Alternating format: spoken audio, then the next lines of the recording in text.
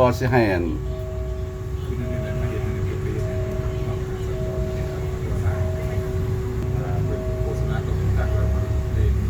สบายดีเนาะ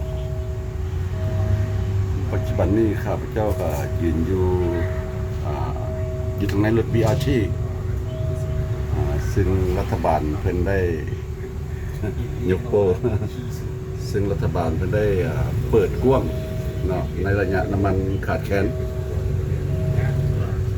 ก็ตามคำให้การเพิ่นว่านี่มี15คันเนาะแล่นทุกมื้อนี้เพิ่นจะทดลองอยู่2เดือนเพราะว่าเพิ่นนี่ได้ปิดมาก่อนเนาะมีปัญหารถติดใน 2-3 เดือนหลังที่ผ่านมาแล้วท่านที่เป็นตัวเส้นเหลืองเนาะอยู่เบื้องขวาเนาะตะกี้จะเป็นบารีเออร์นิดหน่อยที่ว่าเป็นเฮ็ดกั้นระหว่างรถโดยสารและรถ BRT เนาะหรือว่ารถส่วนตัวเนาะธรรมดา2เลนนี้แล้วจะเป็นเฉพาะของ BRT เฉพาะแล้วเมื่อ 2-3 เดือนหลังรถการจราจรติดขัดหลายเป็นก็เลยมั่งบารีเออร์น้อยดีออกวันนี้เพิ่นมาเปิดใหม่คืนก็ย้อนปัญหาว่าภาวะน้ำมันเนาะในทั่วโลกขาดแคลนพอบน้ำมันอยู่ประเทศลาวนี่ก็ขึ้นได้พี่น้องเด้อก็คือว่าไปละเมื่อวานนี้น้ำมันธรรมดาก็32,000 กีบน้ำมันพิเศษก็40,000 กีบแล้วเนาะท่านก็เลียวเห็นการสัญจรติดขัดท่านเห็นนี่แล้วลังคันกันยังเข้ามาทั้งเบียร์ชี่อยู่เนาะท่านก็เห็นอันนี้ตัวจริงมันปฏิเสธบ่ได้แต่รัฐบาลมันก็ห้ามมาละบ่อยากให้รถโดยสารเนาะหรือว่ารถส่วนตัวเข้ามาในเลนของเบียร์ชี่เพิ่นก็ห้ามด้วยกันแต่ว่าเขาเฮ็ดจังได๋ได้ก็เพราะว่าสภาพถนนทางบ่เพียงพอเพิ่นก็ขยายหนทางแล้วแต่ยังบ่เพียงพอการตามความต้องการของยานพาหนะเนาะเพราะว่ากฎระเบียบก็มีแต่ว่าผู้คนเฮาบ่ปฏิบัติเนาะสำหรับปฏิบัติรถก็สิติดนั่นแหละก็จังว่าเพิ่นได้งดการจราจรหรือว่าการใช้ BRT ไป 2-3 เดือนหลังมาเนาะแต่ว่าเฮาบ่ได้เสียเงินเด้อพี่น้องเด้อเฮามาขี่ BRT มื้อนี้แปลว่ารัฐบาลมันเปิดให้ฟรี2เดือนเนาะทดลองก็บ่ได้เก็บเงินแต่ประการใดเนาะธรรมดาแล้วแต่สายตลาดเช้าหาถึงโลกเฉพาะเนาะเพิ่นสิเอา 7,000 กีบเนาะเพิ่นสิเอา 7,000 กีบบ่ได้แพงพี่น้องข้าพเจ้าคิดว่ามันจะแพงกว่ารถเมล์ธรรมดาพอรถเมล์สีเขียวก็บ่แม่นแพงกว่าซั่นบ่ 15,000แน่รถเมล์สีเขียวหันแพงกว่ารถ BRT เด้อพี่น้องเด้อ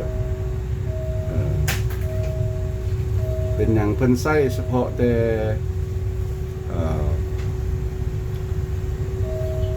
ระหว่างตลาดเช้าหาดงโดกเนาะก็ได้ยินว่าคือว่ามี19สถานีประมาณนี้แล้วก็มีอีก2สถานีอยู่ทางสีหอมลักหนึ่งเนาะก็มี2สถานีแต่เพิ่นสิเปิดใช้บ่หรือบ่ใช้ครับเจ้าก็บ่ฮู้เนาะแต่ว่าคือท่านเห็นนี่ล่ะเป็นหยังเขาเจ้าใช้รถเบียร์ชี่ระหว่างตลาดเช้าหาดงโดกเพราะว่าส่วนหลายการสำหรับนักเรียนเนาะสลายนักเรียนจะไปเข้าจะไปเข้าโรงเรียนทั้งดงโดกหลายเนาะมีทั้งมหาวิทยาลัย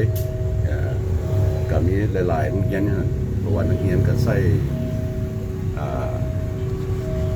ยานพาหนะหลายเนาะก็เพิ่นก็เลยแก้ไข ก็ตัวจริงเด้อพี่น้องเด้ออันนี้ตัวจริงเพิ่นก็ทดลองนี่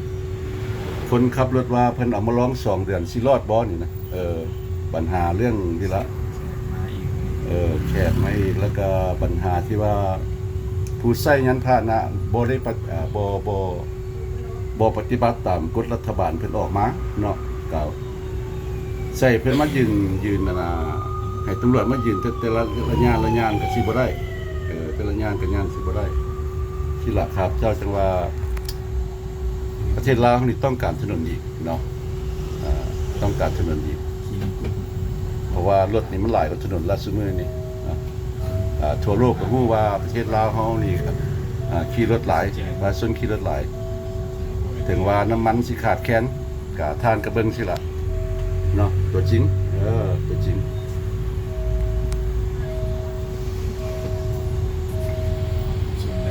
กรุณาลงประตู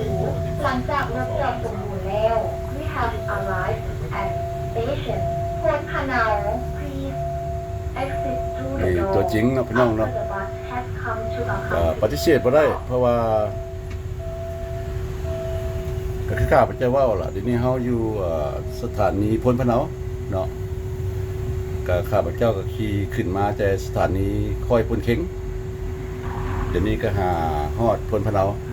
เนาะ ซาท้ายมุกไปนี่นะ จำเป็นต้องเรียนรีกให้เขามาก่อน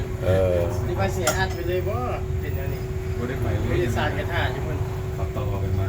ขอบคุณกันมาสักหน่อย กับปัญหาสิเด้อพี่น้องเด้อเพราะว่ามื้อชีวิตเพิ่นเปิดใส่เบียร์ชีนี่เนาะ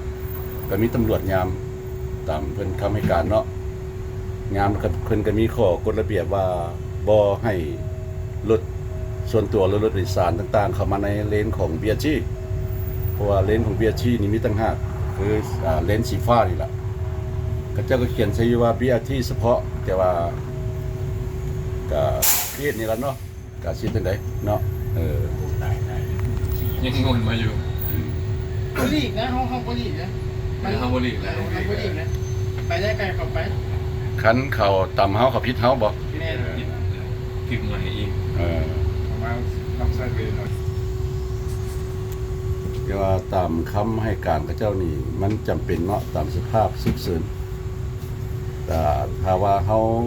เป็นทางเฮาอยู่ถ้าว่ามีรถมาเฮาก็เฮ็ดหยังบ่ได้พี่น้องเด้อ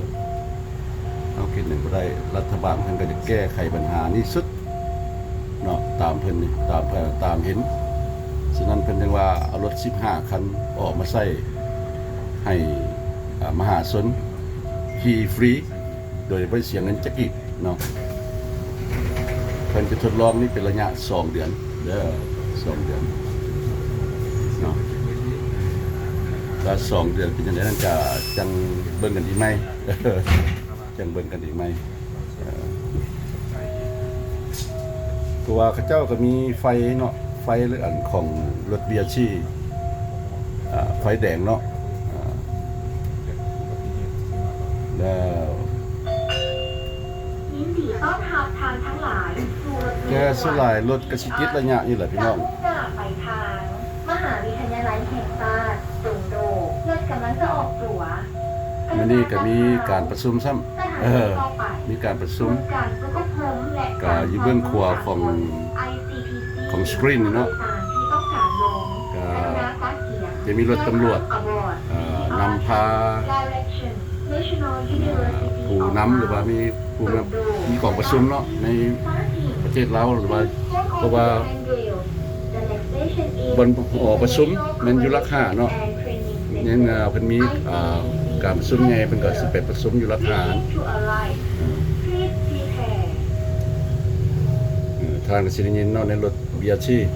ก็มีภาษาลาวขึ้นก่อนหลับต่อมาก็ภาษาอังกฤษเนาะบ่มีภาษาจีนเด้อพี่น้องเด้อก็ฟังก็ได้ยินเนาะแต่ว่าอยู่รถไฟด่วนจะมีภาษาลาวภาษาอังกฤษและก็ภาษาจีนแต่อย่างนี้ข้าพเจ้าก็บ่ได้ยินว่าเป็นภาษาจีนมีแต่ภาษาลาวกับภาษาอังกฤษเนาะ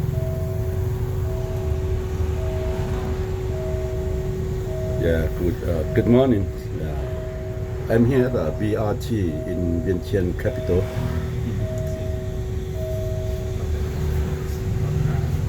You wish right now the situation in Vientiane or Laos we lack of the gasoline, yeah. And then the government they open to use BRT to service the people for free. Yeah. You don't have to pay for anything to ride the BRT. So they will try this for 2 months. Yeah. For 2 months without charge anything. Yeah. But the BRT the cost only 7,000 kip. Yeah. It's more cheaper than the bus, the green bus, or cheaper than any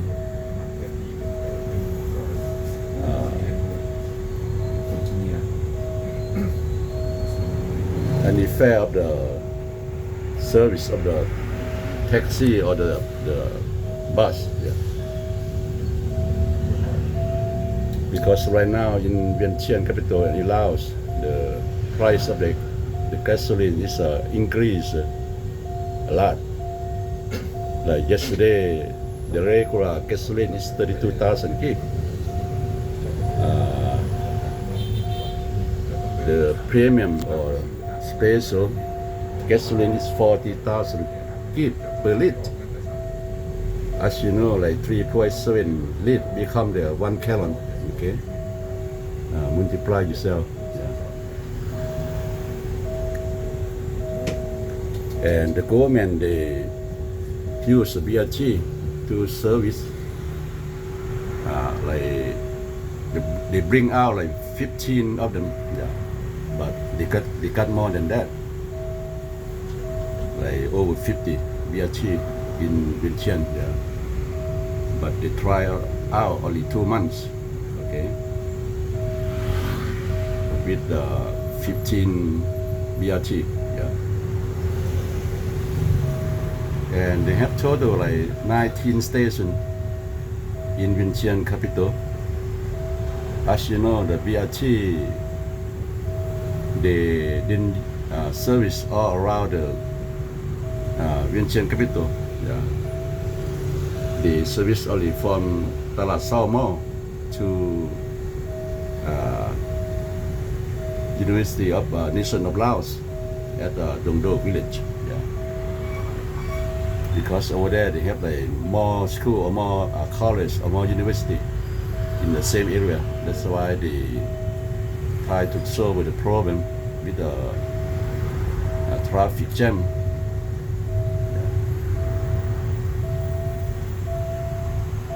ขออนุญาตพี่น้องก็เว้าให้ประชาชนรุ่นหลังเนาะคนลาวเฮาที่เกิดอยู่ต่างประเทศเนาะเพราะบางคนก็เจ้าก็บ่เข้าใจภาษาลาวก็ได้เว้าภาษาอังกฤษนิดนึงเพื่อให้ประชาชนลาวที่อยู่ต่างประเทศที่เป็น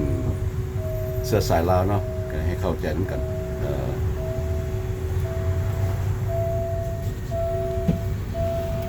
ก็ถ้าเห็นเนาะอยู่ประเทศลาวนี่รถหรูหราหลายก็สมตามประเทศเว้าเพราะว่าข้าพเจ้ากับไปประเทศไทยเนาะก็มีคนคำมั่นอันนี้มาว่าประเทศลาวนี่ถึงจะเป็นประเทศที่ด้อยพัฒนาหรือกำลังพัฒนาแต่การขี่รถนี่มันหรูหราหลายกว่าประเทศไทยแต่ว่า ข้าพเจ้าก็บ่จักสิบรรยายเนาะก็ถือว่าประเทศลาวนี่ก็ว่าคนก็มีเงินละจึงซื้อรถได้พี่น้องเนาะบ่ว่าแต่คนไทยคนลาวอยู่ต่างประเทศ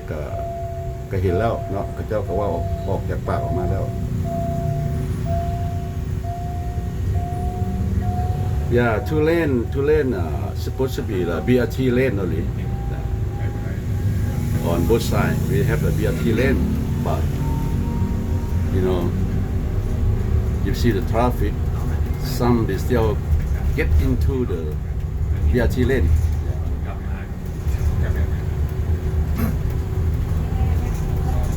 You know, 2 months ago, the government they already closed the BRT. They didn't use BRT now after we lack of the gasoline, yeah, that's why the government bring out the BRT for 15 of them to service the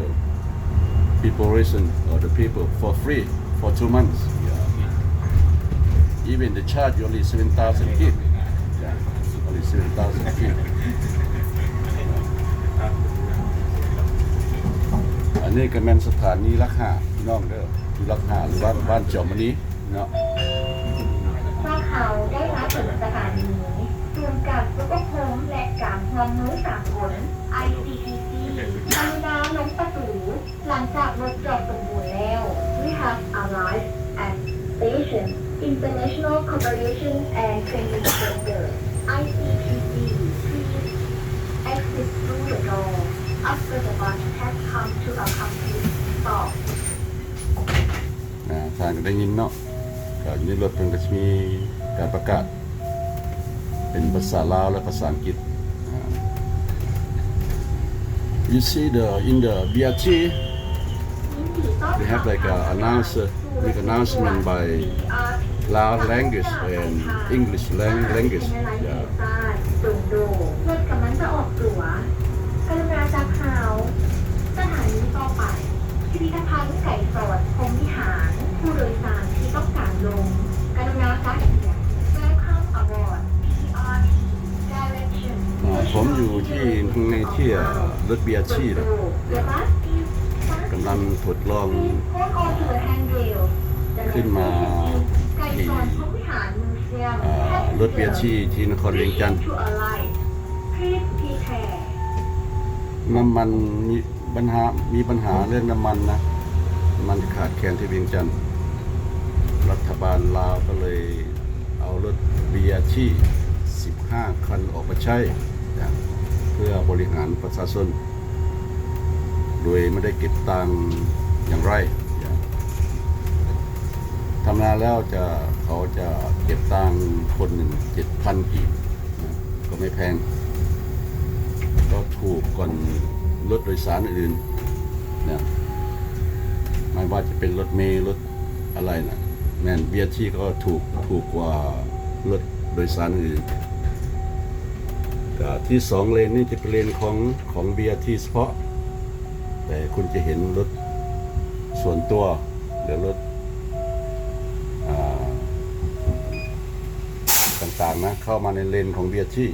เพราะรัฐบาลเขาก็ห้ามแล้วไม่ให้รถส่วนตัวเข้ามาแต่ประชาชนก็ยังไม่ฟังนะตามกฎระเบียบที่รัฐบาลออกมานะ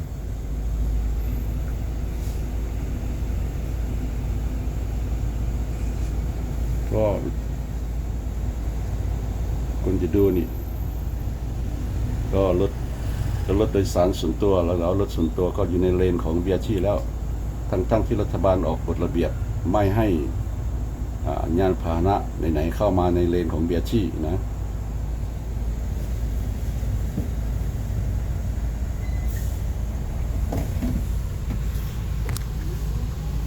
การสัญจรในลาวนี่หลายเลยพี่น้องเด้อหลายหรือรถนี่หลายแท้เพราะว่าทางเส้นนี้ถือว่าเป็นทางที่ว่าคนใช้หลายเนาะหนึ่งก็ไปโรงเรียนเด้อ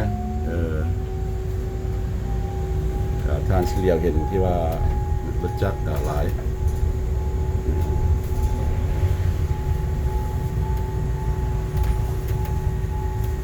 แต่รัฐบาลเพิ่นก็บอกไว้ว่ารถเบียร์ชี่นี่เฮาต้องอยู่เลนเฮาเพิ่นบอกเพิ่นบ่ให้ออกจากเลนไปถึงรถจะติดถึงว่ารถจะติดเนาะเพิ่นก็บ่ให้ออกหลังจากรถจอดสมบูรณ์แล้ว We have arrived at station ไก่สอนพรหมวิหาร Museum please exit through the door up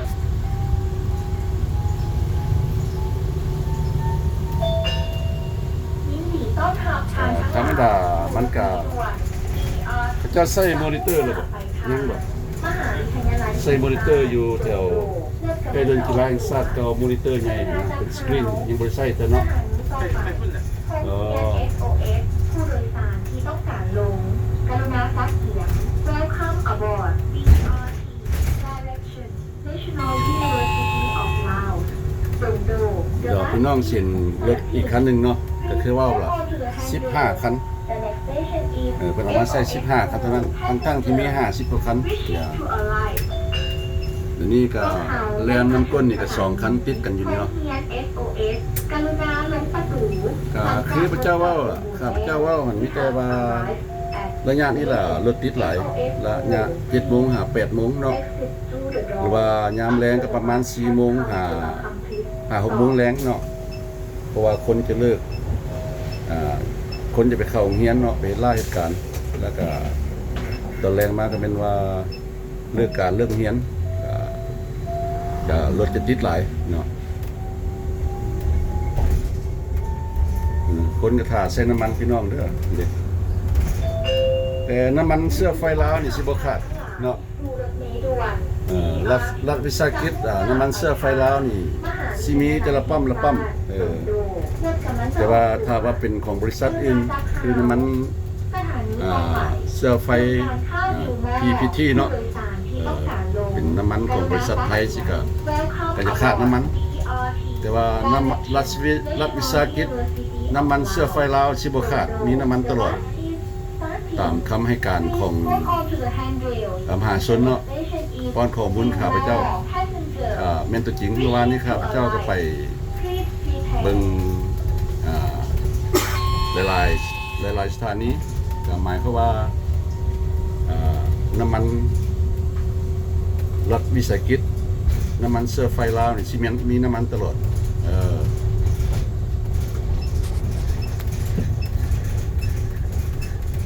เดี๋ยวป้อนมันอื่นนี่บ่มีพี่น้องเดี๋ยวตัวอย่างเนาะ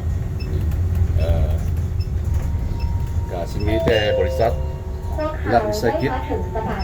น้ำมันเสื้อไฟลาวมีน้ำมันใส่ในประเทศลาวปัจจุบันเนาะ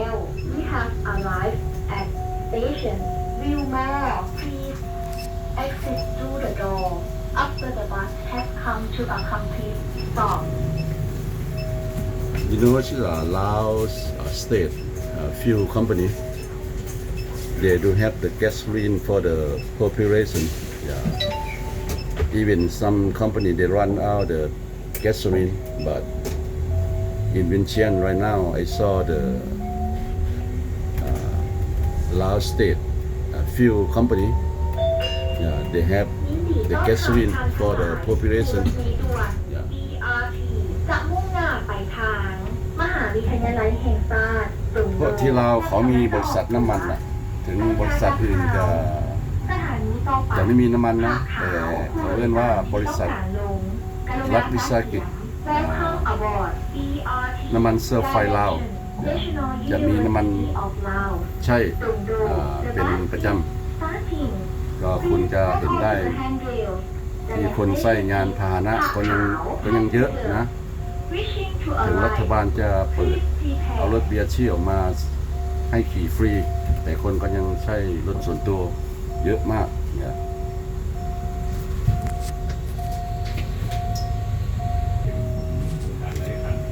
ธรรมดานี่คันมีคนหลายเนาะผู้โดยสารหลายนี่ธรรมดาทุกๆ10 นาที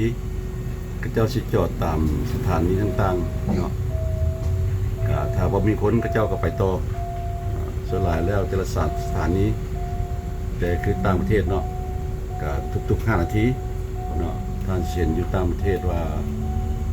รถ BRT ตามแต่ละประเทศก็เจ้าก็สิบ่จอดกันก็ประมาณ5 นาทีแล้วทุกๆ5 นาทีนี่ก็สิมีรถ BRT เนาะแต่ว่าอยู่ในเวียงจันทน์นี้เฮาบ่ว่าประเทศลาวซะเพราะว่า BRT นี่ได้เริ่มใช้แต่อยู่ในเวียงจันทน์เนาะแล้วทุกๆ10 นาทีจะมีรถมาเนาะจะเห็นรถ BRT ประมาณนี้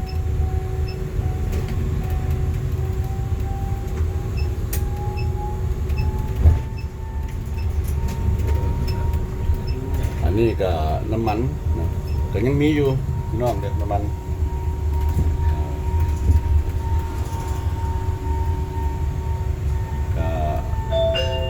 ตาม FC หรือว่าบางคนก็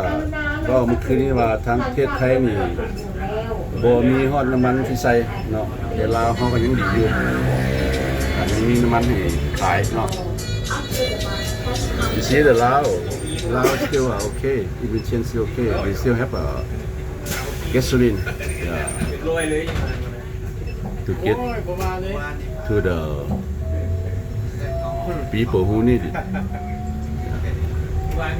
รับรถว่าแต่กันติด กรุณาจัดข่าวสถานีต่อไปธนาคารพงสวรรค์ผู้โดยสารที่ต้องการลงกรุณาจัดเสียง Welcome aboard BRT Direction National University of Laos พวกเขาได้มาถึงสถานีธนาคารพงสวรรค์กรุณาลง ถ้ามาเห็นระยะนี้ก็รถก็สีบ่ติดมาแล้วเนาะ We have arrived รถก็สิติดไปแล้ว at station พงสวรรค์ Bank Please You see the traffic is clear now. Yeah. Like I said, from 7 to 8, the traffic will jam because the people will get into work or go to school. And at the afternoon, in the afternoon, like 4 to 5 o'clock, the traffic will jam again. พวกเขาได้มาถึงสถานี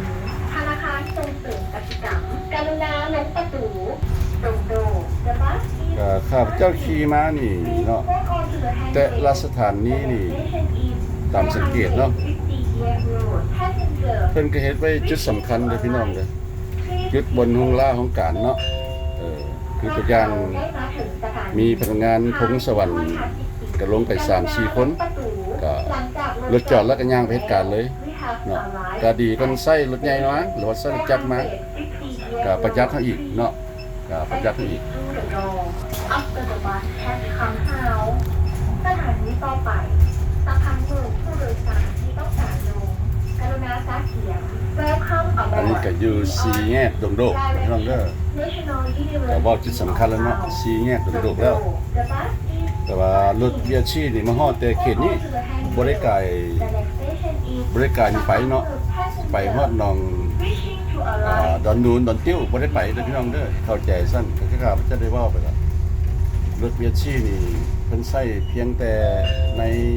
พวกเขาได้ สถานีใหญ่อยู่ตลาดเช้ามหาวิทยาลัยดงโดกหรือบ้านดงโดกเท่านั้น We have arrived at station สะพานมือ pleaseต้อนรับท่านทั้งหลายสู่รถเมล์ด่วน BRT จะมุ่งหน้า ธรรมดารถแถวนี้นี่ติดหลายเด้อพี่น้องเด้อติดหลาย และกำลังจะออกตั๋วกรุณาจับข่าวสถานีต่อไป ถ้าทุกคนเนาะมาหันเปลี่ยนขี่รถเบียชีได้ก็ Welcome aboard ก็สิดีเลยพี่น้องเนาะรถก็สิบ่ติด National University of เพราะว่าก็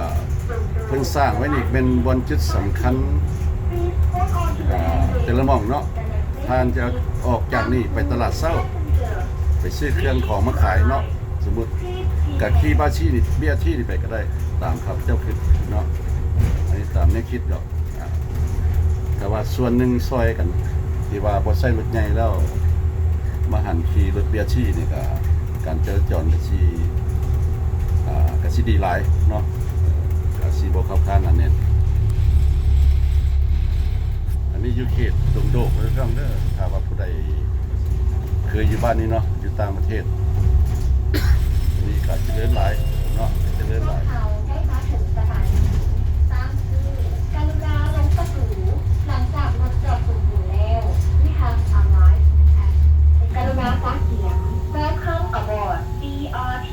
Direction National University of Laos ตรงโด The bus is starting Please hold on to the handrail The next station is Sea Game House Passenger Wishing to arrive Please prepare ทางกันนี้เนาะแต่ละสถานนี้ก็เป็นจุดสำคัญมั้ยที่ว่าคนมาดงๆเนาะก็ทานเส้นสถานนี้ก็ใกล้ๆกันก็สิว่าพี่น้องเนาะก็ต่อหน้าบนฝึกอบรมกีฬาของพวกกีฬาเนาะลงรถกันย่างเข้าไปหน่อยนึงตามข้าพเจ้าแล้วก็สิจอดอยู่ต่อหน้าโรงเรียนมหาวิทยาลัยดงโดกน้ำเนาะแต่ละจุดนี่มันเพิ่นก็สิวางไว้หมดแล้วล่ะเนาะฉะนั้นจังว่าเพิ่นมีฮอดไฟ 9สถานีในระยะแต่ตลาดเช้าหาดงโดกเท่านั้นเนาะ พวกเขาได้มาถึงสถานี ทางกับผู้ใดบ่เคยขี่ก็มาลองเด้อพี่น้องเด้อเพิ่นบ่ได้เอาเงินประกันใด หลังจาก เนาะ รถจอดสมบูรณ์ คันเพิ่นเอาเงินก็มีแต่ 7,000 กีบบ่ได้แพงก็มาลองขี่เบิ่ง2 เดือนว่าสิเป็นจังไดเนาะก็บ่ได้ว่าได้แย่ได้ฮ้อนกันก็เย็นดีละมีแอร์เนาะ ก็เย็นดีก็คือกับขี่รถไฟอยู่ต่างประเทศนั่นล่ะก็ขี่รถเบียร์อยู่ต่างประเทศก็แบบเดียวกันตัวบาริเออร์อยู่กลางนี่ตัวนี้เพิ่นบ่ได้ออกเพราะว่าแถวนี้การสัญจรนี่คับค้าหนาแน่นหลายแล้วเพิ่นก็เอาบาริเออร์เส้นกลางไว้เพื่อคนเป็นระเบียบเนาะ Welcome aboard BRT Direction National University of Laos พวกเขาได้มาถึงสถานีมหาวิทยาลัยแห่งชาติสุนโดกรุณาลงประตูหลังจากรถจอดสมบูรณ์แล้ว We have arrived at station National University of Laos สุนโด อันนี้เพิ่นก็มีการสร้าง Through the door ทางเข้าอาจจะเป็นทางเข้าของมหาวิทยาลัยเนาะนี่นักเรียนก็ลงไปแล้วเนาะสะดวกสบายพี่น้องทุกอย่างครับเจ้าคิดว่าในอนาคตเนาะคันนักเรียนได้ใช้รถเบียร์ชี่แล้วก็ราคาถูกเพียง 7,000 กีบถ้าว่าเป็นรถโดยสารรถเมล์สีเขียวที่รถเป็นของรถรัฐบาลญี่ปุ่นซอยเนาะก็สิอยู่ 15,000 กีบแต่ดงโดไปหาตลาดเช้าเนาะบอกว่าทานสิขึ้นอยู่ไสเพราะว่าเจ้าก็สิไล่เรทหรือว่าไล่ค่า จะมุ่งหน้าไปทาง แต่ดงโดไปเนาะเพราะว่าจะเป็นรถเมล์รถหยังก็เจ้าไล่ตามสายมันสถานีต่อไปเขื่อนหัก Action Morning Market เพิ่นจะโค้งนี่เลยเด้อพี่น้องเด้อเพิ่นจะโค้งนี่เลยก็บ่ไกลจากมหาวิทยาลัยแห่งชาติของลาวเนาะคือวงเรียนโดกเก่าเดี๋ยวนี้ก็เป็นมหาวิทยาลัยแห่งชาติแล้วเพิ่นจะโค้งนี่เลยนี่ก็บอกพี่น้องฮู้เพิ่นจะโค้งนี่เลย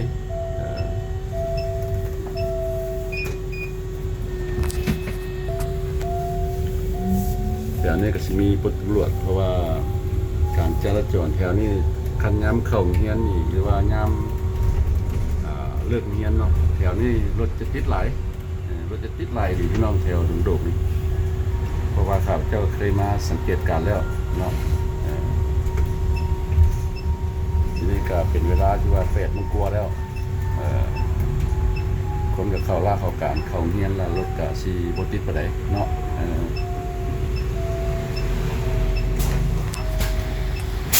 ครับเจ้าก็จะขอขี่น้ำเพิ่นนี่เลยเพราะว่าเพิ่นเปิด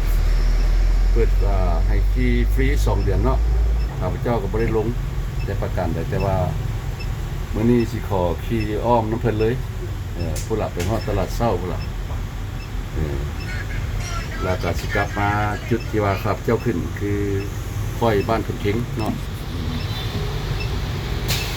อันนี้เป็นสถานีที่อยู่ต้นหามหาวิทยาลัยแห่งชาติดงโดกเนาะ Yeah, this is the last station of the BRT at the Lao National University. Yeah, at Dong Do Village. Yeah, and the BRT return right away after drop the people. Now we go back where we came. Go to the main station at the morning market. ตลาดเช้ารถกำลังจะออกตัวกรุณาจับข่าว ทานเขียนเลยไปที่นี่แลนตลอด เพื่อนผักสีเขียว แลนตลอด ที่ต้องการลงกรุณาจับ คือข้าพเจ้าว่าเป็นราคาทุกคนมาหันเปลี่ยน Direction จักครึ่งหนึงใช่เนาะ ตลาด มาพากันขี่รถเบียร์ชี่ 13 การสัญจรก็สิแม่นสะดวกสบายไปเนาะ พวกเขาได้มาถึงสถานีเพื่อนผักสีเขียวกรุณาลงประตูหลังจากรถจอดสมบูรณ์แล้ว คุณจะเห็นนะรถเบียร์ชี่มาฮอดมหาวิทยาลัยแห่งชาติของดงโดกแล้ว Please ว่ารถเบียชี่ก็จะเทิร์นกลับเลยนะก็ไปหาที่สถานนี่ใหญ่นะที่ตลาดเช่าเนี่ย ยินดีต้อนรับทางทั้งหลายสู่รถเมล์ด่วน BRT ถึงว่ารัฐบาลเพิ่นจะมีน้ำมันให้ใช้เนาะที่ข้าพเจ้าได้เว่าไปแล้วบริษัทรัฐวิสาหกิจน้ำมันเสื้อไฟลาวเนาะก็ยังมีน้ำมันออกมาขายประชาชนเพื่อใส่ยานพาหนะก็เพิ่นทั้งมีรถมีเอามาล้อมแต่ว่าผู้ใดบ่อยากซื้อน้ำมันเพราะว่าน้ำมันนี่แพงหลายถ้าเทียบต่างประเทศเนาะคือข้าพเจ้าได้เว่าไปละน้ำมันพิเศษนี่40,000ต่อลิตรแล้วมี 3.7 ลิตรจังเป็นกะลอนหนึงเนาะนี่น้ำมันในประเทศลาวนี่เหยียบไปแล้วแสนกว่า4.28 43แสน2แสน3แล้วพี่น้องเอ้ยน้ำมันพิเศษถ้าว่าเทียบต่างประเทศเนาะคือประเทศสหรัฐอเมริกาพระเจ้าก็เพียงแต่3-4 ดอลลาร์แล้วประเทศลาวก็$5ไปแล้วนะก็ถือว่าน้ำมันอยู่ประเทศลาวนี่แพงกว่าอยู่ต่างประเทศหลายแต่ปานนั้นคนเฮาก็ยังซื้อน้ำมันใส่รถขี่อยู่เนาะในส่วนตัวถ้าว่าข้าพเจ้ามีรถใหญ่ในระยะน้ำมันขาดเขินนี่ข้าพเจ้าสิก็สิมาขี่รถเบียชี่ล่ะเนาะเพราะว่าตามเบิ่งสถานีนี่ก็เพิ่นก็เฮ็ดตามความที่เฮาต้องการของสภาพการโครงการของงานบ่หรือว่าตามเป็นธนาคารบ่เนาะแล้วก็บริการต่างๆเนาะผ่านเห็นได้อยู่ดงโดกนี่มันบ่แม่นว่ามี 2-3 สถานีเนาะ มีหลาย 4-5 สถานีไปแล้วใกล้ๆกันก็หมายความว่าเพิ่นเฮ็ดจุดนี้จุดของเบียชี่นี่ก็ให้บ่สำคัญเนาะก็ มันมากันข้างห้าดุดน่ะมันนั่งฟังกันได้กระเจ้าจอดเอาขึ้นไปเลยก็ได้บ่เป็นหยัง แม่นเพราะว่ารถตะเกียวอยู่เนาะ คันว่ามันมีคันข้างหน้าเข้าไปแล้วก็แล้วถ้าคันไม่สมมุติว่าคันมีแต่คันเดียวเข้ามาก็ขึ้นไปเลยก็ได้บ่เป็นหยัง เพราะว่ารถนี่สิบ่จอด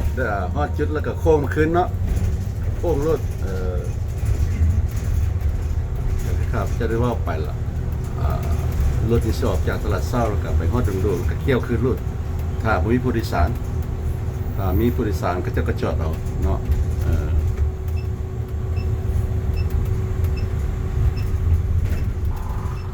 แก้ไขปัญหาช่วยกันเนาะผู้ใดเบิ่งคลิปนี้แล้วก็พิจารณาเอาละถ้าว่า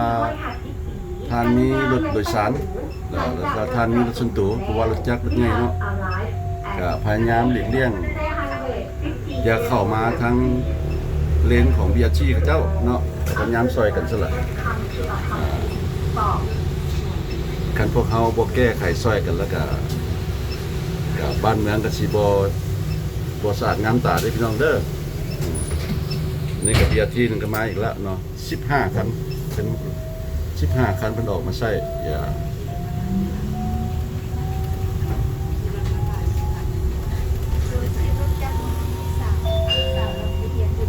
ต้อนรับทางทั้งหลายสู่รถเมล์ด่วนตามที่ต้องการลง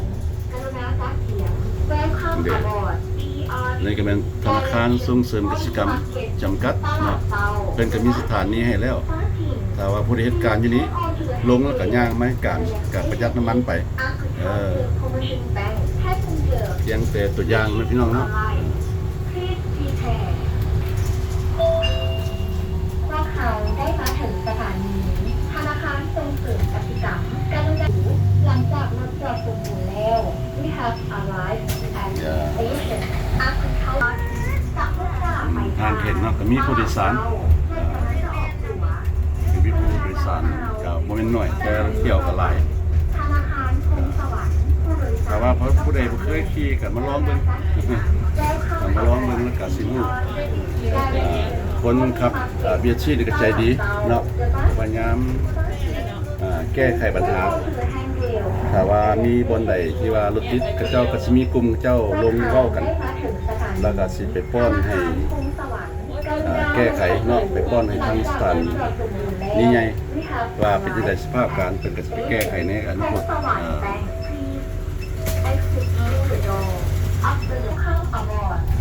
อันนี้เฮาอยู่บ้านพระขาวบ้านพระขาวแต่เมื่อก่อนสิเป็นจังซี่พี่น้องเอ้ย มีแต่ทงไห้ทงนาหมดล่ะสองฝากทางสิเป็นทงนาหมดอยู่บ้านพระขาวเนาะ พวกเขาได้มาถึงสถานีผ้าขาวกรุณาลงประตูหลังจากรถจอดสมบูรณ์แล้วเพิ่นก็เจ้าก็นำไส้เนาะ ผ้าขาว ทางเส้นเนาะน้ำมันเพิ่นก็มีให้ไส้ให้ขายอยู่ลาวบางประเทศนี่บ่มีเด้อพี่น้องเลยคือประเทศไทยนี่ไปหาไส้น้ำมันยากเพราะว่ามีคนโทรหาพระเจ้าแล้วคืนนี้เนาะนี่ท่านเห็นตัวนี้เป็นป้อมของลาวบ่ของไทยต้องพลัสของลาวบ่ ต้องขับทางทั้งหลาย นี่ สู่รถเมล์ด่วน BRT เห็นบ่คนก็มาซื้อน้ำมัน ก็บ่ยอมมันขี่รถเบียร์ชีก็มีหรอกกิโลเมตรเนาะพระเจ้าก็มาเรียนคิวไปซื้อน้ำมันรัฐบาลนี่ก็ตอบทั้งน้ำมันให้ตอบทั้งเบียร์ชีให้ก็สุดยอดแล้วพี่น้องเอ้ยสุดยอดแล้วอันนี้ก็คันใหม่อีกเนาะทุกๆ10นาทีพี่น้องจะเห็นเรียนตลอดเนาะ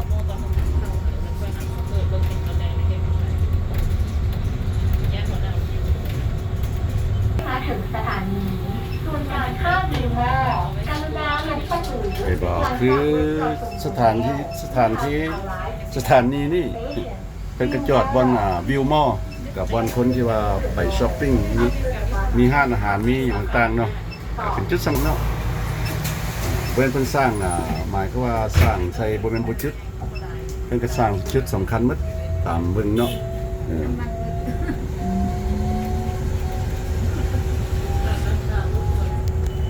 สองเลยก็เจ้าอยู่รถสีตุ่มแม่นว่านี่ก็อยู่อยู่ต้องขับทางทั้งหลายสู่รถเมล์ด่วน คนนี่ก็แม่นคือโชเฟอร์บอกเมื่อกี้นี่ล่ะ กำลังจะออกตัว บางคนเอารถใหญ่มาซื้อน้ำมันเนาะ สถานีต่อไป ซอดคิวตัวน้ำมันตัวเองไปแล้วน้ำมันก็หมดแล้วก็บางคนก็บ่มีน้ำมันอยู่ในรถก็จำเป็นได้ซุกรถกันทีนี้เขาเจ้ากำลังเรียนคิวซื้อน้ำมันของบริษัทรัฐวิสาหกิจเสื้อเพลิงลาวก็คือได้เว้าไปละถึงว่าน้ำมันจะขาดแคลนในประเทศลาวก็บริษัทนี้สิมาตอบสนองให้มหาชนเนาะเดี๋ยวนี้คนกำลังเรียนคิวกันเรียนแถวซื้อน้ำมันยอมเอาแต่ปั้มอยู่แล้วจนจักอะไรกระจักสั่นนะครับแม่นทั้งรถจักรก็เป็นแถวรถใหญ่ก็มีแถวเด้อพี่น้องเด้อปั้มอื่นเนี่ยทราบสมบูรณ์เลยกันไปเลยอันนี้ก็จะเป็นจัดสั่นเลยเดี๋ยวดีเพราะว่าเป็นบริษัทของคนลาวเฮาเนาะ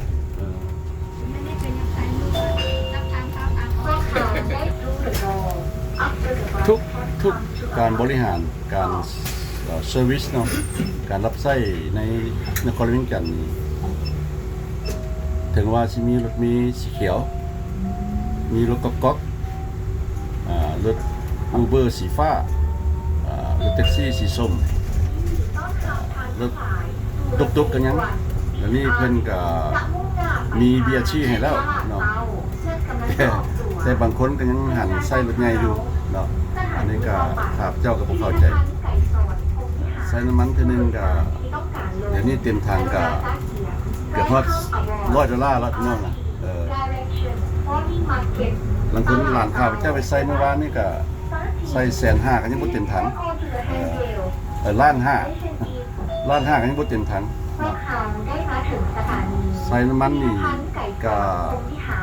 $100แล้วเนาะ2 ล้านแล้ว2 ล้านปลายไก่ตอนพระวิหารมิวเซียมที่ได้ขุดรูเดอะดอ อันนี้ก็เป็นหอประชุมแห่งชาตินะ แล้ว หอประชุมแห่งชาติอันนี้เพิ่นก็มีการประชุม ฮะ การเสียรถติดคัดนิดนึงล่ะมื้อนี้เนาะเออ เดี๋ยวนี้หากับกับพ่อ อันนี้ ลา ก็ เลยมื้อนี้เนี่ย เบียร์ที่นี่ก็มาอีกแล้วเนาะ ยินดีต้อนรับทางทหารรถมีด่วน ถ้า จะมุ่งหน้าไปทางตลาดเตาเพื่อกำลังจะออกตัวมอร์นิ่งมา พาไปอยู่ ตลาดเตาเดอะบัส เมื่อก่อนเขาเจ้าชื่อลักหะ Please hold on to the handrail อันนี้ก็จะเป็นหอประชุมแห่งชาติทางเข้าลักหะเนาะแล้วก็ที่ท่านเห็นเป็นตึกสูง Wishing to ใน arrive นครหลวงจันทร์หรือในประเทศลาวเนาะก็เป็นตึกสูงสุดของประเทศลาวก็ว่าได้อยู่บ้านจอมนี้หรือบ้านลักหะ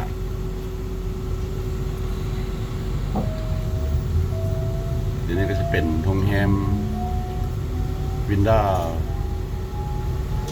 สตาร์โฮเทลเนาะลาดซงก็ยังเป็นชื่อของลาวอยู่เนาะนี่ก็เป็นหอประชุมแห่งชาติ Nielsen Convention Center I mean Nielsen National Convention Center right there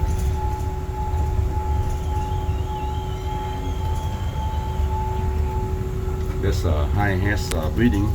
in Laos right now. Yeah.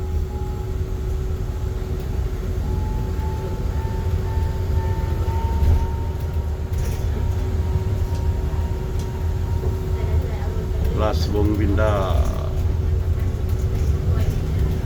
Vista Hotel.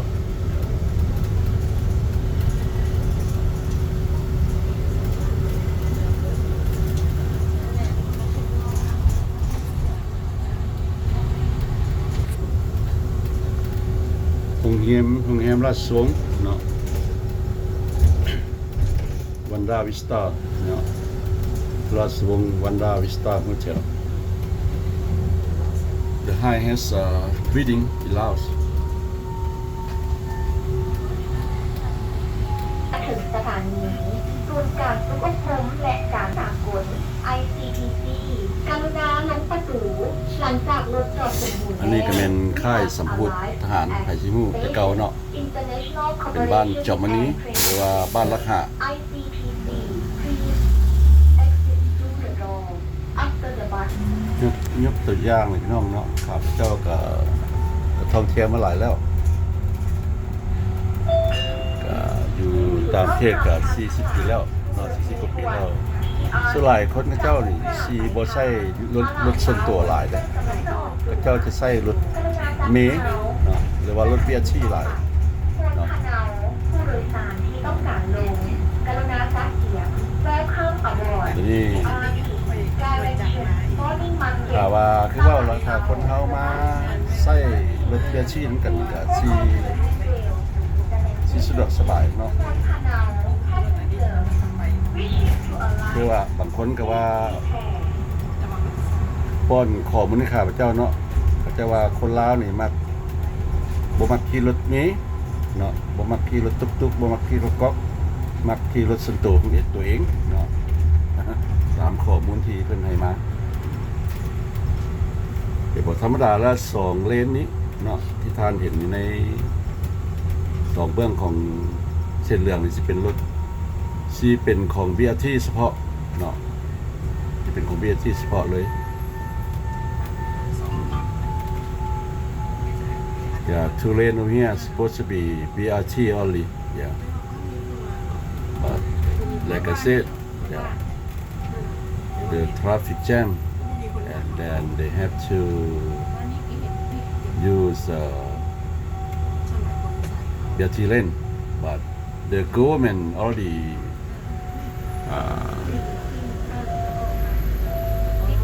had the rule. Any kind of car of the any traffic cannot use a BRT lane, okay? But I know how come the people they still using it. Yeah. มาอีกแล้วพี่น้องเบียร์นึงนะธรรมดาก็ไว้ดีนะเนาะก็ไว้ดีถ้าว่าคนมาหันขี่เบียร์ที่เบิดนะบ่ใช่รถใหญ่แดกก็สิไว้ดีคือกันนะนี่เป็นป้อนน้ำมันของไทยเนาะก็สิบ่มีน้ำมันขายแล้วเนาะเขาจะเรียกว่า PTT ซึ่งเป็นของบริษัทไทยก็บ่มีน้ำมันขายแล้วตั้งแต่เมื่อวานข้าพเจ้าก็มาเลาะเบิ่งลาเดี๋ยวนี้มีน้ำมันขายให้ประชาชนเพียงแต่ของบริษัทรัฐวิสาหกิจเสื้อเพลิงลาวเนาะมีน้ำมันขายให้ประชาชนปัจจุบันนี้เนาะข้าพเจ้าก็เลียวเห็นรถเบียร์ชี่มาอีกแล้วก็เจริญอ้อมอยู่นี่เป็นประจำเลยพี่น้องเด้อเจริญอ้อมอยู่เป็นประจำเนาะมาอีกแล้วคันนึงเนาะอันนี้เขาก็ฮอดโพนพะเนาแล้วเนาะฮอดโพนพะเนาอีกแล้วอันนี้อยู่นี่ก็มีโรงเรียนด้วยกันอยู่โพนพะเนาอยู่เนาะโรงเรียนหลายโรงเรียนลาวเวียดบ่โรงเรียนอันนี้ก็เป็นโรงเรียนนี่พี่น้องนี่เพิ่นเฮ็ดกันสิว่าสถานนี้พอดีเพิ่นก็เฮ็ดแต่จุดสำคัญอยู่ตามข้าพเจ้าสังเกตก็บ่แม่นเฮ็ดทั่วไปดอกแต่ว่าทุกๆสถานีก็บ่ได้ไกลจากกันพี่น้องเด้อฉะนั้นล่ะเพิ่นจึงว่าแต่ตลาดเช้าหาดงโดกมี19สถานีเนาะแต่ละจุดเพิ่นก็เฮ็ดไว้แนวที่ว่ากันสิว่าจุดที่ยุทธศาสตร์ซะที่ว่าคนมักใช้หลายเนาะยินดีต้อนรับทานทั้งหลายต่อไปขนเข็งผู้โดยสารที่ต้องการลงกรุณาซักเกียร์ ก็สิว่าสถานีพุทธเค็งที่ว่าข้าพเจ้าขึ้นเนาะแต่ว่าข้าพเจ้าก็สิขี่ไปฮอดตลาดเช้าพุ่นล่ะเพราะว่ารถอวิอาชีพสิแล่นอ้อมตลอดเนาะเพิ่นจะตีโค้งมาตีทุกๆ10นาทีก็เห็นรถหรือว่า5นาทีก็เห็นรถเบียร์ที่แล้ว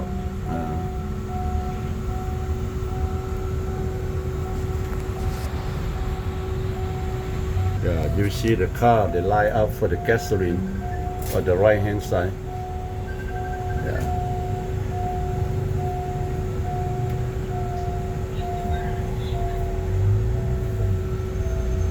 Now, this run out too. Yeah. The PTT station is the Thai people business here. Yeah. เห็นบอกพี่น้องคือว่าไปละอันนี้ป้อมน้ำมันของ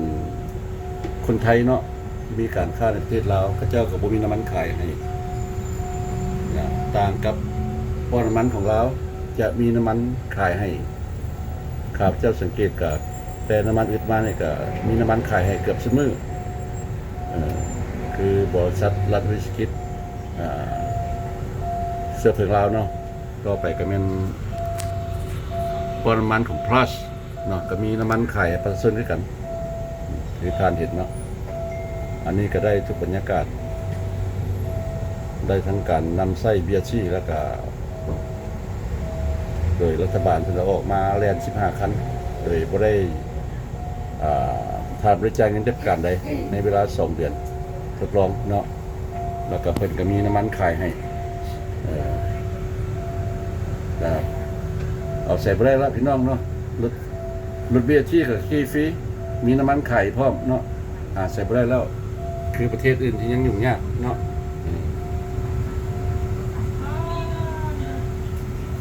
นี่การเนี่ยก็จะเป็นระเบียบอีกก็รถจักรก็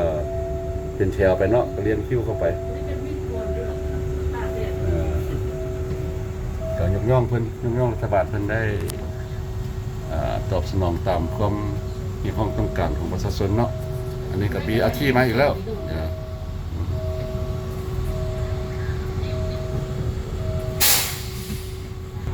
อันนี้ก็เป็นสถานีอยู่ค่อยเพิ่นเค็งที่ว่าเป็นสถานีที่ข้าพเจ้าขึ้นแล้วก็ขี่ไปดงโดกเนาะทีนี้ข้าพเจ้าก็ไม่ได้ลงก็เพราะว่ารถไปฮอดดงโดกแล้วก็ข้าเจ้าก็สิเกี่ยวมาเลยรถนะครับวันนี้สิมุ่งหน้าไปตลาดเช้าแล้วข้าพเจ้าก็สิขี่ต่อตลาดเช้าเพื่อสังเกตสภาพการเนาะ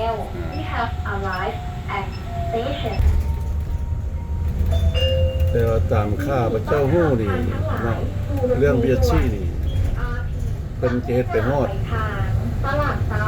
สนามบินรถไฟสากลเนาะในอนาคตเพราะว่า สถานีต่อไป เราเจ้าก็ได้มีคนหนึ่งที่ว่า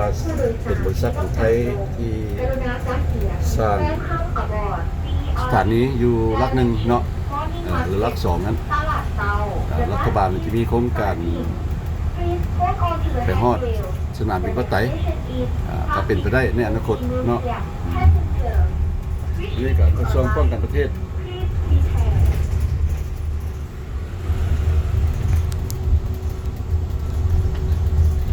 อันนี้ก็อยู่ค่อยคนเค้งอีกเรื่องหนึ่ง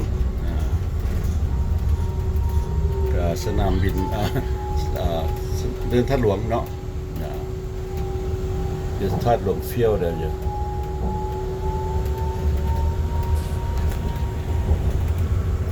อันนี้ลาว People Army History Museum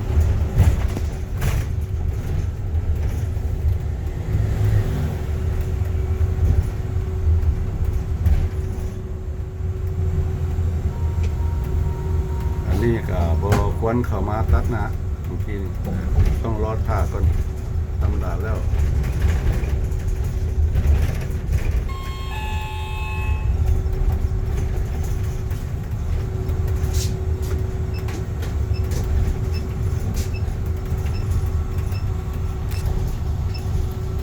นี่สถานีโพนศาสตร์ พวกเขาได้มาถึงสถานีหอพิพิธภัณฑ์ป้องกันความสงบกรุณาลงประตูหลังจากรถจอดสมบูรณ์แล้ว We have arrived at station Public Security Museum จะมุ่งหน้าไปทางตลาดเตาเพื่อกำลังจะออกตั๋วกรุณาจับขาวสถานีต่อไปโพสต์สะอาดผู้โดยสารที่ต้องการลงกรุณาจัดเสียง Welcome aboard TRT Direction Morning Market ตลาดเตา The bus is starting Please hold on to the handrail The next station is โพนสะอาด Passenger Wishing to arrive สภาพการอยู่เวียงจันทน์เนาะนี่ก็เป็นเจ้าชีวิตของประเทศไทยเนาะมาเยี่ยมยามประเทศลาวทางเวียงจันทน์เนาะไปๆก็ฮู้ดีแล้วก็ตอนเช้าหรือว่าตอนแรงก็สิมีการติดขัดได้หน่อยนึงเรื่องการจราจรเนาะอันนี้ก็เป็นอาคารที่เป็นสร้างใหม่เด้อพี่น้องเด้อก็คิดว่าสิแล้วปีนี้ล่ะสิเป็นบ่อนช้อปปิ้งเซ็นเตอร์ที่ใหญ่ในนครเวียงจันทน์อีกอันนึงเนาะศูนย์การค้าใหญ่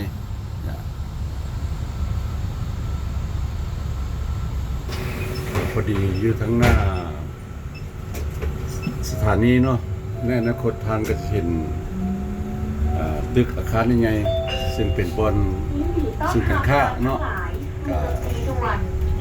ในอนาคตก็คนบ่จำเป็นว่าสิใช้รถใหญ่มาเนาะก็ขี่รถเบียดซี่มานี่ก็ฮอดแล้วในศูนย์การค้าใหญ่ สถานีต่อไปประตูใสผู้โดยสารที่ต้องการลง ปะตุไส้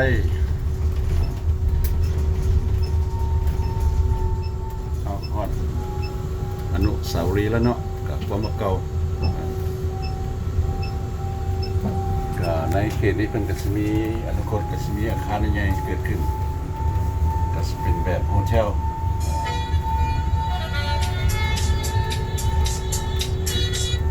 ฮัลโหลฮอดประตูไซส์มาแล้ว โอ้ซ่าหน่อยซ่าหน่อย We have แต่บ่สถานนี้เพิ่นนี่ก็มีอยู่ประตูไส้อีกเนี่ย Exit through the door After the ทานจะมาแต่ดุๆเนาะอย่ามาลิ้นประตูไส้ก็มาเลยก็บ่มีหยังยากอันนี้ก็สำนักงานนายกรัฐมนตรีเนาะใครก็ชื่อดีเด็กบางคนก็มาประตูไซหรือมาเฮ็ดมาเข้าการกระทรวงโยธาบ่มาเข้าการอยู่กระทรวงต่างๆ UOMN อนุสาวรีย์ก็ขี่รถเบียดชี่มาก็แล้วพี่น้องเนาะบ่จำเป็นว่าเสียรถใหญ่มาประหยัดเงินอีก จะมุ่งหน้าไปทางตลาดเตา อันนี้ก็ฮอดลิเซ่เวียงจันทน์เก่าเนาะอันนี้ก็เป็นมสเนาะ มสนี่เป็นมัธยมมสนี่เป็นวิทยาลัยเนาะ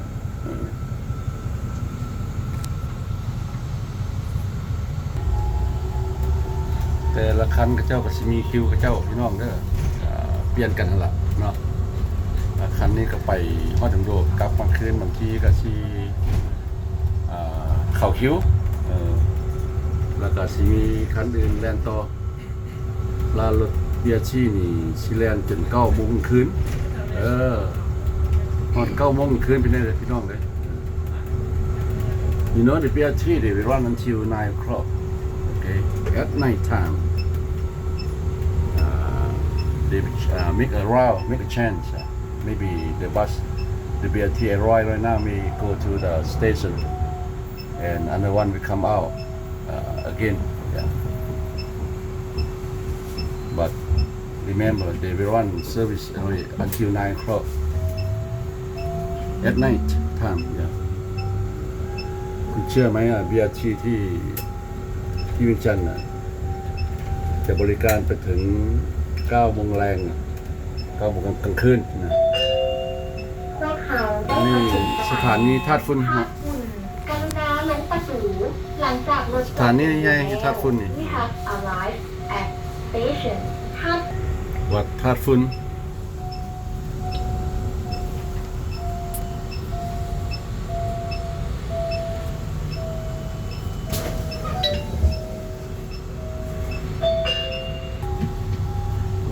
ที่รถต่างๆมาแล่นอยู่ BRT เลนนี่บ่แม่นความผิดของรัฐบาลเด้อพี่น้องเด้อเพิ่นก็มีอีกทีนึงเนาะเพิ่นก็มีข้อแม้แล้ว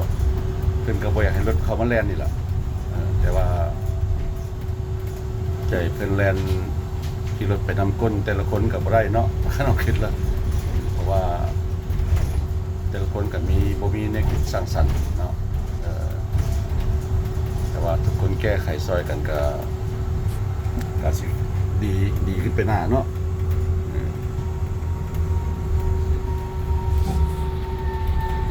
L We have arrived at โอ station เควันนี้ฮอดตลาดเศร้าแล้วก็ทุกคนก็ได้ลงกันแล้วเนาะถ้าว่าอยากขึ้นไปต่อก็ไปมีคันใหม่เนาะก็ประมาณนี้ขอใจรัสเฟอร์เด้อที่ให้ขี่รถน้ำเนาะ เจ้ายินดีบริการ ยินดีบริการเด้อเพิ่นใจดีเด้อพี่น้องเด้อขอบใจหลายเด้อก็ที่ขี่คันใหม่ครับ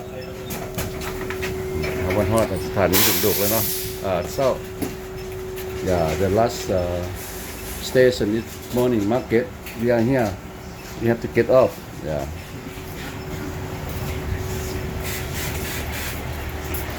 See, another one is coming too. Yeah. ก็ถือว่ามิชชั่นของข้าพเจ้ากับเนาะแต่โด่งๆมาหาตลาดเศร้าเนาะก็สำเร็จวันนี้รถคันนี้กับทุกคนได้ลงเพราะว่ารถที่เข้าไปจอดในสถานีใหญ่เนาะก็คือทางไหนเนาะก็ถ้าว่าข้าพเจ้าชี